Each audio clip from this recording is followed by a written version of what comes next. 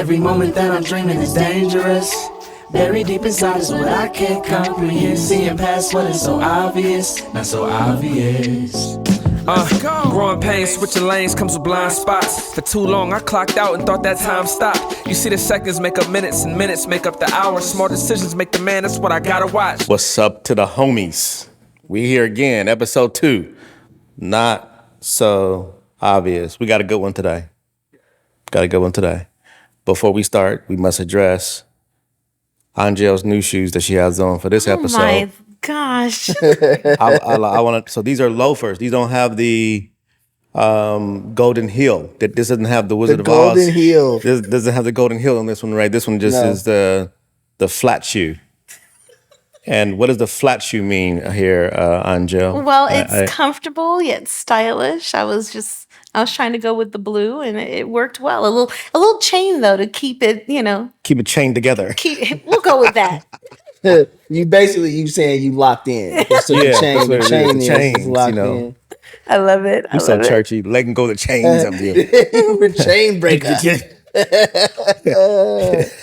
I was going to go with something else, but okay. We'll go with chain breaker. Okay, so here it is. I was scrolling through. I didn't watch it, right? I was scrolling through Hulu. I saw this documentary that just got put out about a mega preacher, right? Who had a platform, who, in my opinion, still has one, but had a platform. When I look on social media, TikTok, whether, I don't care what lane you in, you can be a preacher, you could be a coach, you can be a leader, you can be an activist, you could be a theologian, you can be, the number of opinions and ways you can be an influencer. So some people are just so you got platforms, you got influencers, you got coaches and leaders, and it is actually disrupting the whole job market, if you ask me, because people literally are moving towards a platform model. If I could I was talking to one of the kids at my church, and this is the new issue at the church, is that really college is no longer a thing, right? I got a 16-year-old. It's not a thing. Mm-hmm. And now in the list of occupations mm-hmm. that kids have to choose from now, right? This little girl at my church, she was like, I said, so what do you want to be? You laughing already. She said, I want to be an influencer. That was her answer. And the issue is she's actually good at it. She has more followers than I got. Wow. Right now. Yeah. And she's 17 years old, which now for her parent, since her mom is processing like, oh, this college is not necessarily a possibility anymore, right? So with all the platforms, influencers, all that stuff, this is my question. How do you discover your purpose? How do you find that lane with all of the noise, all of the lanes that's available, all the stuff, right? The Kardashians was on, the homie was telling us about it, right? The Kardashians was on, and they were like, man, this is hard being in the public eye, but this platform that they have, the influence that they have, yet now it's like, oh, it's hard for us to be in the limelight. That influence, that platform produced the money, produced the whole thing, right? So how do you even discover purpose, and how do we hone in on that piece of it? You know what I mean? I mean, I think to that comment specifically, purpose becomes hard when it gets inconvenient for us. You can see people only start to push against it when it impacts their privacy, when it starts to, cross over the line with their kids. Then all of a sudden it's now hard because it's inconvenient. And I think that when we look at those components and we start to think about okay, what lane am I going to choose for purpose? Which modality, which technology, which sector am I going to choose? And now you're looking for somebody to model after. And I think that we're in a generation where it's about seeing like, oh, they make it look easy. Let me model after them. They make it look like this. Let me or I kind of have this. Let me model after them. So now you've got all these things to choose from, and you don't know what to set yourself, you know what I mean, in path for, because you're like, oh, I could kind of do makeup. So let me follow this person, or let me start my channel, or I could kind of do this. And so then all of a sudden you do that, and you think like, okay, that's going to be my success, or I'm going to get my 1 million followers, or I'm going to get this thing. And whether it's a coach, whether it's a training, whether it's a class, because everybody is selling something. And in the market, for me, what I hear is like, look, if you're not buying something, then you are the product, meaning that you watching, you being a tick, you being a follower, you being an eyeball becomes the advertising dollars that everybody is after. And so with that said, we're watching an entire way that we engage with marketing and the public and each other to be completely different, because somebody could never leave their room. They could literally set up shop right in their room with a camera, with a light, and they could make money. And they could make money and not even have their own unique offering or content. They could make money split screen talking about somebody else's stuff and make their money off of that and do nothing else. So how do you make sure that you are exposed and engaged and motivated towards like searching and discovering for the thing that's planted inside of you? Yeah. That's I think back to my own life, and it took me a long time to get here. Yeah. Yep. So when people ask, like, how do I find my purpose? Sometimes I don't even know how to answer that. If I'm honest about my own path, it took me a long time. Like every day I wake up in the morning now, I know for sure what I'm here for. Yeah. But I'm over 40 years old. Yeah. Like it took that long and that journey for me to like get to every time I open my eyes, I know what it's for. Yeah. So I think that in some senses, it's being willing to just be in a posture like I'm every morning I'm in discovery mode for what that looks like for me. But I know the tools that I've been given. And sometimes one of the things that I missed out on is I never listened to other people. That was actually a miss on my part, because I realize now in hindsight, people were telling me when I was in the 4th, 5th, 6th grade what my purpose was. I just wasn't listening. Every time in my yearbook, kids will write like, I remember somebody specifically, and I'll never forget this. You remind me of Ferris Bueller. Like you just do a thing and people just follow you. Or when I would get in trouble, because I was the ringleader.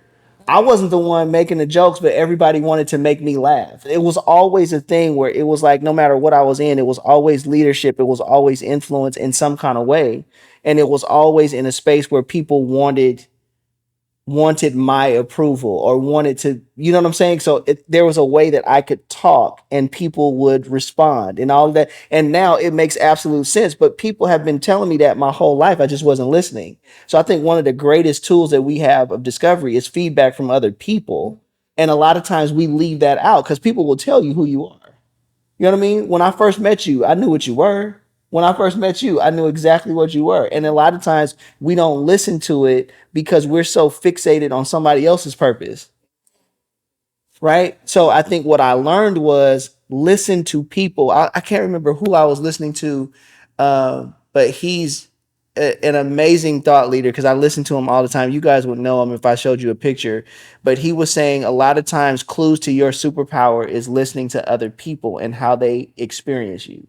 They'll tell you, like, every time I talk to you, this is what happens for me, or I get inspired. You know what I mean? Yeah. It's like, and so I think that a lot of times we don't use what's around us to help us define our purpose because we're so constantly chasing somebody else's. Yeah.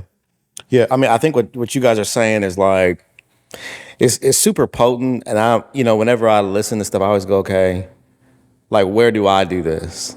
Yeah. You know what I mean? Because because what I'm learning is we limit temptation. We limit temptation to sexual immorality, right?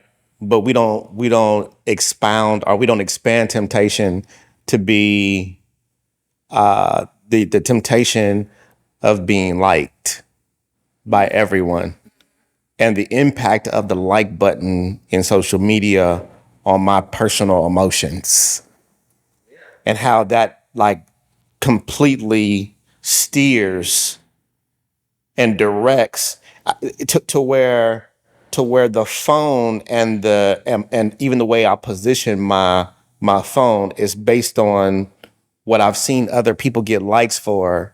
I mean, I got little girls at the church, and different, and I got people, in different environments that I'm in, that are literally changing their makeup and their dress code, not based on something that's inside of them, but literally just mimicking, to what you said, Angel, what what people see. But how, even with me, I'm like, okay, I'm sitting back and I go, if I'm not careful, right?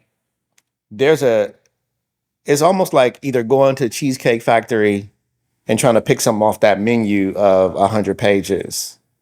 It's like when you start looking at how many offerings or options you got so many options. You just be like, you know what, just give me what I had last week, right? It's just like, so you get discouraged because there's so many. So then there are some people who are supposed to have a platform, who's supposed to do, like, even with this, like, to keep them 100, right? Like the reality of it is that we all sitting here now, but like the one of the things that has been in my brain is like, where is the space at? Everybody's doing a podcast. Everybody's doing a deal, right? So I'm also like weighing like my personal human like thought about it. Like, to what you said too, like, I'm doing stuff 40 plus that I feel like should have been happening. I feel like it should have been happening at 30. Like, I'm having experiences now in music, for example, that I feel like I should have been having in my 30s. But that word is funny. The should have. You Right. said should have. Right. Because that's You- perspective, right? That's perspective. And that's what I think happens with us, is that we think that something should have happened at a certain time, but was that God's will? Like, if you had taken this platform for me and given it to me 15 years ago, I'm not handling it with the level of responsibility that I handle it now. I would have been reckless. I would have got a whole bunch of likes and views, but I would have been reckless, and I would have taken a whole lot of people with me. And so I think that's the part that people don't understand, is when you say should, what do you mean? Right. I mean, in session 5, we call it should, and then Gap call it should shaming. Yeah. But in that same token, bro, like, even though I understand that concept, Yeah. it's like it's still present. Like, I was talking about this on Sunday.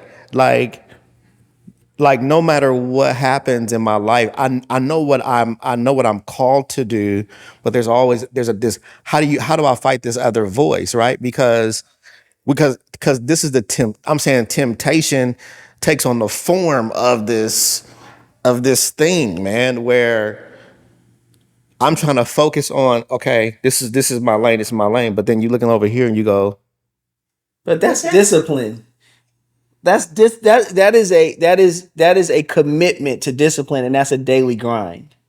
That's a journey. Yeah. I don't think that that's something that you just win and then you never have to deal with it. I have to deal with it every day. Yeah, absolutely. Like, that's discipline, because you can always look and see something and what somebody is doing, and we live in a templated culture. yeah. And I would say, like, that also leads to a little bit of, for me, what I'm thinking of is comparison, which goes back to the first point in your conversation, where if you're yearning for like the likes, we're in an environment where there's so much depression, there's so much suicide, there's so many thoughts around, am I enough? Will they like me? What should have been? Am I willing to be vulnerable? Do I want them to see me in this state when I should have been in, or when I could have been or was supposed to be in this other state? Like, how do we deal with the fact that there's, where we're all kind of faced with this element that says I'm constantly in front of this comparison because I'm looking at the response from a community that's faceless. For me, what the answer for me was becoming committed to learning and not committed to knowing. So, like what you were saying, like we're doing this podcast, but everybody is doing a podcast. So why am I doing it? Well, we're not gonna figure it out. We're gonna learn it. We don't know it yet. We don't know who the people are that need this. We're gonna learn it. And each day the audience is gonna grow and we're gonna see now people that we didn't see in our minds. So you have to be open to learning and be okay with not knowing and still taking the journey. Now you're talking about control. Exactly, which was horrible for me. And I wouldn't do it until I knew it. And what I realized is I lost hundreds of opportunities because I couldn't see it before I would start taking steps toward it. So now I tell people all the time, God can't order the steps you don't take. Ooh, that's a word. Right? So if I don't take them, he can't redirect. He can't say, oh, don't turn left, turn right. I'm like, no, I'm paralyzed. I won't take a walk until I know where I'm going. Well, that's your problem. That's the issue. That's the challenge because you can't know everything. And if we're thinking that purpose is something that you know before you start, sometimes you get out there and you're like, oh, that wasn't it. But now that I'm out here, I found the it. Like I kept, you know what I mean? Like there's so many turns that I've taken in my life that were not the right turn, but it turned me in, it got me out into a space where now I'm out here and now I can see what it is. But and there were also times when I've been paralyzed by not knowing, and I'll never know if that was the right step or not because I never took it. Yeah. Yeah. I feel like, man, the question that has to be put on the table, and the reason why I keep saying discover instead of find, because we have a premise, right? My premise is purpose is not so what is purpose is one, right? Purpose is not something that I think comes from us. And I think that's the discrepancy. That's the issue. I think that's the rub, or that's the tension, because I don't think purpose comes from us. I think what is purpose, what is vision, and then what is influence, right? Like so for me, I go, okay, my premise is purpose is the reason why I'm breathing. Yes. It is not, purpose is not it's not the demonstration. Purpose is not the demonstration of what I do. My purpose, playing the piano is not my purpose. Playing the piano is a demonstration of it, but it's not my purpose, right? And I think this is the confusion is that I think people take purpose and vision and use it interchangeably in a way that makes us go, okay, my purpose is to be on IG. My argument is that no, that is not your purpose. My purpose. No, I don't feel like a purpose is something that can actually can be limited by a doing, because I believe purpose comes from the creator, right? Absolutely. So he determines, right? This is why I made you. This is why you're here, right? I made you an encourager, right? I made you a person that's supposed to, change the hearts of people when it comes to children. I made you, like, those are our purposes. And now the platform now is the house, or the vision that houses why you are here. And I think people are going towards vision first, as opposed to pausing and going, why am I here? Why am I breathing? What's in my heart? I think for me, when I think about even back in the day, I was always, there's always things that I noticed, right? Like, okay, not just a leadership piece, but I always had a thing for the independent artist, the person who just starts out, like I was always like, let me find a way. Oh, you just starting? So I'm gonna create a platform to put you want to sing. Okay, cool. I'm gonna put you on over here, and I'm gonna promote for you to do this. So there's always been something inside of me that goes, I want for the person to find their purpose, but also I want them to experience it and have it demonstrated in a way. And I'm not sure if people have that clarity in terms of the differences. Does that make sense? It does, and I think that we're fighting against this idea that people I believe are bypassing purpose for profit. And that's why they're using that as the vehicle, because they're looking at the profit. And so they're overstepping their purpose because they're trying to rush to profit, when in reality, when you think about it, the clarity is that if you actually would just function in your purpose, profit will come. It's a byproduct. Yeah. But people have it reversed in their natural mechanism. And I think that's the bigger issue. And how do you get people not to focus on that, especially if they're struggling? I know people right now that's struggling. They go, look, I'm gonna be a coach, right? But the motivation is the money and not the coaching. And it's so funny because they will struggle with that and banter with that. And the moment it clicks and they realize, start working in your gift, start working in your purpose, start attracting the audience that you're called to. And then all of a sudden they've got more clients than they could ever imagine. And they're wondering, why didn't I do this sooner? Well, we've been trying to get you to your purpose faster, knowing that that's your pathway to profit and not the other way around. Yeah, I think that just people, I think they don't realize that the journey is part of the story. And you're trying to get to something fast, and you're going to get to the platform and have nothing to talk about. Let's just be real. I can sit down, we can talk, and I think we've talked about this before. I don't care what you want to talk about. If it's in my lane, I don't have to prepare for it anymore. I am it. I'm me. So I don't have to study to be me. You know what I'm saying? I don't have to study my story. I know it. I lived it. You know what I'm saying? Absolutely.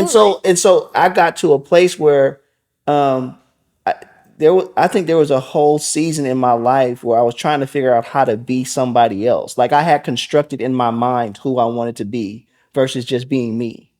And the more I drilled down into being authentically myself, the easier it became to present and do what I was supposed to do when I got into the spaces where I needed to be. Does that make sense? Oh, yeah. And then when I left, I felt full rather than empty. Man. I feel great today. Yeah. Because all I had to do was come here and be me. Yeah. You know what I'm saying? I'm not Yeah. stressed out. Like I had this guy who was a voiceover artist. He was working for my company. I hired him to do like a commercial. And we were talking before we got set up for the video. And so we were talking, the guy was super cool. And so when we got into it, he had the script and he was like, so which direction do you want me to go in? I said, man, I just want you to be you. And he said, what? I said, I love like the way we had the conversation and how we were talking. Like, I like that. So just be you. So he starts in on the dialogue, the script. And I'm like, what happened? I said, that's not you. I said, I want you to be you. So he tried it again. This dude was a professional voiceover artist. Like he did this for major companies. And he stopped after like the fourth time and he said, hey man, I'm sorry. I'm having a problem with this. And I said, why? I said, he said, I know, but people don't hire me to be me. They hire me to be other people. And when you told me that you want me on camera to be me, I'm confused. That's deep. And I never forgot that. It's like a lot of times the purpose is housed in you being you and following that and discovering that. And we're confused because we've been trained by the culture to constantly be looking outside of ourselves to see who else we can be and what other character we can be. That's why if you would have given me this platform 15 years ago, I wouldn't have been me. Yeah. Yeah. That story, man, is that's heavy. It reminded me of when in my early 30s. You remember? So I had that one day, and this is why they call him Uncle Kurt. I respect Kurt Franklin because not because of the music, even though he's a genius. He was doing Celebration of Gospel, and I was a helper. And I remember carrying chairs and doing that kind of stuff. And I was carrying chairs. He asked me to get some chairs for him for in his bungalow, whatever that thing is. And I got the chairs, and because I got the chairs, he let me sit in the room with him. So it was him, it was James Fortune, Isaac, and one other person, and me, right? And I remember he was mentoring. He was like he's not just the guy. People try to make him like the person that dances on the stage. That's not just who he is. They look at that part, try to figure out why is he this guy. He's literally, when he's not on stage, he's like constantly mentoring like the next big person, the next big thing. And everybody had walked out, and I got a chance to stay in there. And he was like, "Man, what do you want to do?" And I was like, "Man, I want to do." And I was naming all the music stuff, all the stuff I'm reaching for, and I want to just and the other. And I'm just talking, right? And because I'm trying to sell him, you know what I mean, on this whole thing. I'm trying to sell him because maybe he can make me big or make me whatever. Or, I'm doing that thing. And he said to me in a very calm voice, he said, "Man, can I tell you a story?" I said, "Yeah, sure." He said, "I remember when I first got my first call to go do Bobby Jones." I just dated myself right Yeah, you there. did. Y'all don't know who Bobby Jones is? Yeah, that's about right. Bobby Jones was the biggest broadcaster, Nashville. the biggest broadcaster in gospel music. And and at the time, Bobby Jones was ginormous, and Kurt was this is his first record, right? Silver and gold and all that stuff, right? And literally, he says to me, he gets a call from Bobby Jones to go to Vegas to this event that he did, that Bobby Jones did every year. And it was a platform that people wanted to be on. Everybody was on there. Fred, everybody was on there. So Kurt got his first call. He said, "Man, I was excited." He said, "We got on the bus to go." And he was like, he was getting antsy because he wanted to make sure he got there on time. And like, "Man, I got to get there. Because his first thing, Bobby Jones. He said, "Man, when I got there, John," he said, the promoter met us, and he said, was talking to the promoter. And he said, "Oh man, y'all drove from Texas. That's awesome." He said, "Hey, did you, the promoter started naming landmarks between Texas and Las Vegas. Did you see this? Did you see that? Did you see this? Did you see that?" He started naming all these things. And he said to me, he said, "John, I didn't see one of them because I was so focused on getting to Bobby Jones on the stage." He said, "I didn't see any of the landmarks." And he looked me dead in my face and he told me, he said, "Don't miss the landmarks, bro." He said, "You think this is it? You think the stage is it?" He said, "This ain't it. What's the journey is what you just," he said, it's the journey that I'm learning. He said that I've learned that's the thing that's priceless.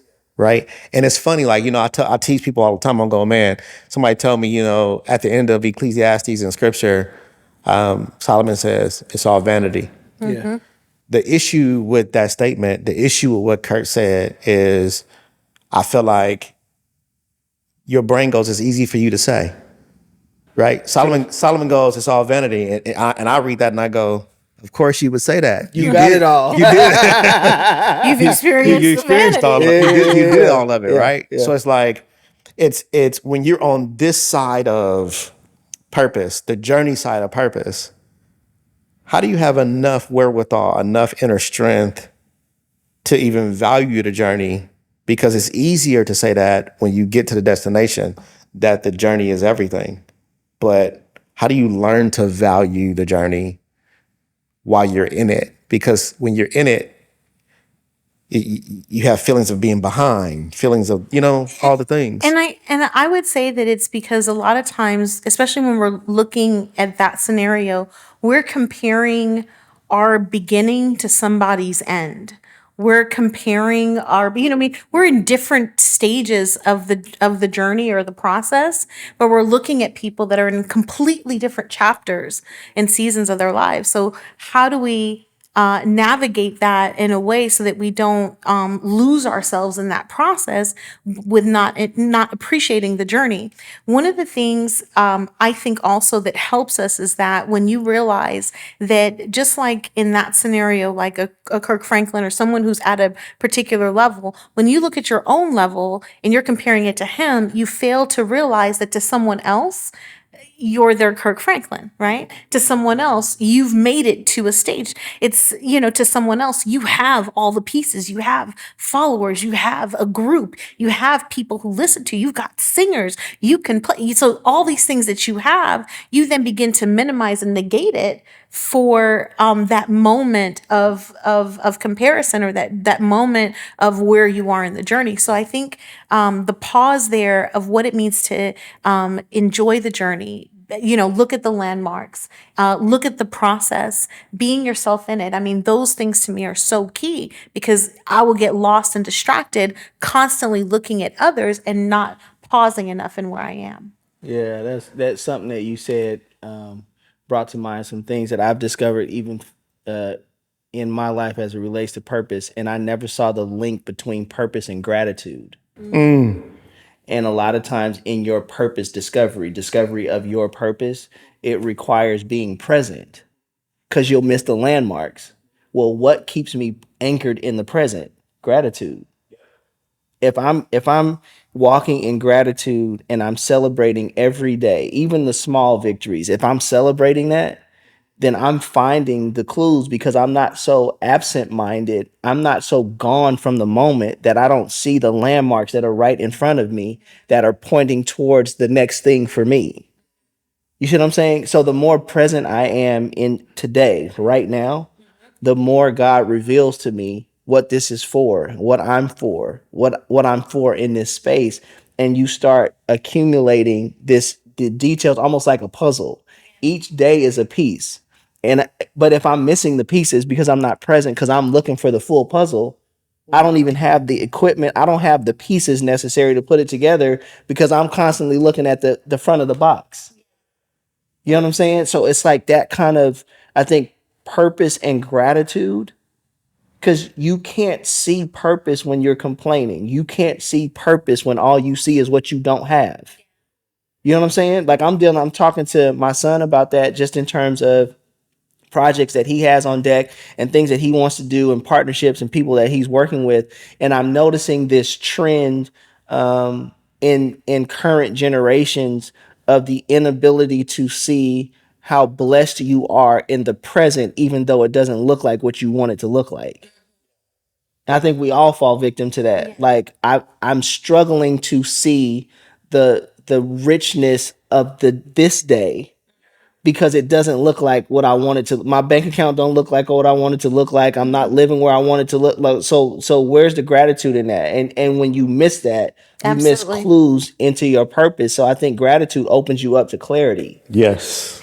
I love that. I love that. And I think also there's something about like looking ahead in the future and, like you said, being present. But I don't want to negate the fact that there's some people that are also lost in their past, where something Absolutely. happened in their past, where they had a tick or experience, and everything is now compared to that past event that no longer is here. Oh, wait. Say more about that. So you mean like setting up a landmark in the past, Yes. trying to compare to a success in the past? Exactly. And then that being your that's good. trap, so that you're not able to move forward from there in your purpose, because now you're thinking that was It'll never get better than that. exactly. When in reality, the best you have is right now. Not even realizing that you romanticized that. Yeah. Like your memory has some funny ways. That's crazy. You know what I mean? Like it was so good Skewing. back then. You lying because you didn't. But like it wasn't that great. You didn't appreciate it. Yeah. You didn't appreciate it. Yeah. You was like, Yeah. you You didn't- forgot all the days of struggle. It was just like heaven back then. Like no, Yeah, it no, it really wasn't. wasn't. Your brain just left all of that out. Froze. Yeah. Got frozen in the past. Yep. I think, okay. So rounding this out, Yeah. I think even we didn't talk about influence that much, but we did just indirectly, right? Wouldn't you guys say, I think when people say influence, they always think masses. They don't think like Andrew, right? So like Andrew in scripture don't get mentioned a lot. Right. Andrew influenced his brother Peter, right? But Andrew doesn't get talked about a lot. But I can argue that if Andrew doesn't introduce Peter to Jesus, right, then it becomes difficult for us to have Acts, the second chapter, or the book of Acts, when Peter stands up and says, to what 3,000, however many thousands of people. Right. Yeah. Right. So it's like it forces me now to hone into what really is purpose, and am I calling purpose why God has me breathing, my assignment? Am I calling my divine assignment? Am I connecting that to just my personal success, or am I attaching my assignment to people? I feel like the first thing is purpose becomes dangerous when you lose sight of the fact that it will always have something to do with the enhancement of people. For sure. And when you lose that focus, now you end up like the stuff we were talking about in the beginning. The people in business, the mega churches, the whatever. When we lose the focus, that the objective of why I'm here has.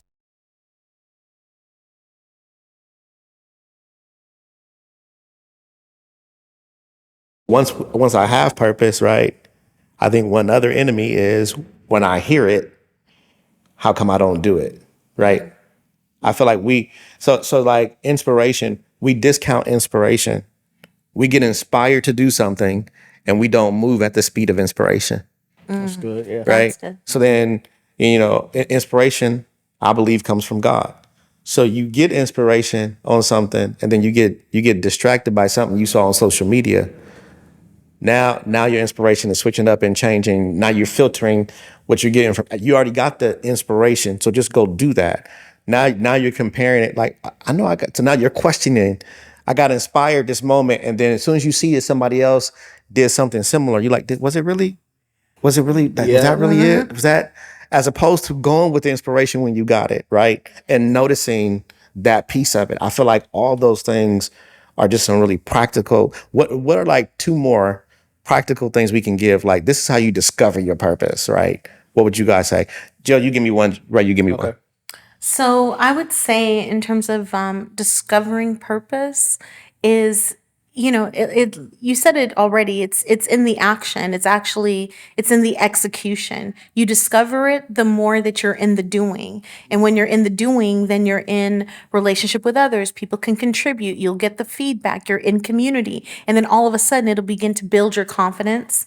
It'll assure you that this is the right space. There'll be like a natural flow, and you had said it earlier, Ray. It's like it's easy. It's palatable. It feels good. It fuels you. You feel energized. You feel motivated. You feel inspired because now when you're in it and you're doing it, then all of a sudden you can do it more. And there's not a rub in that way, right? The hard part is getting there. But once you're there, it's like gliding on wind. So getting into the practice and execution of that thing that you know you're to do. Yeah. I think mine is probably one of the ones that I got the latest, and that is other people. Having a conversation like this with your closest friends and family members and asking them, how do you experience me? What is it that impacts you the greatest or, greatly impacts you when I'm in a room? Because that will help you you will find and get clues that you never had a handle on because you're trying to discover it on your own versus allowing other people to look into your life and share with you the information. So I think feedback from your community is huge in discovering purpose. I think it's huge. And it's fast because you're not in your own head. You know what I mean? I love it. If you're out there and you are in the middle of trying to discover, don't get discouraged if you haven't discovered it yet. Keep on putting yourself in a position to be inspired, to be like Ray just said, be around people. Like AnGele just said, keep yourself in the action. If you need some assistance, right, we're here for you. Come visit us on our website, and we can help you with that. There's information there. There's free downloads that'll get you started. There's questions you can ask yourself. I have a mentor that says this. He says, if you ask better questions, you have a better life. Once again, not so obvious. We're here with the homies. See you on episode 3. Peace.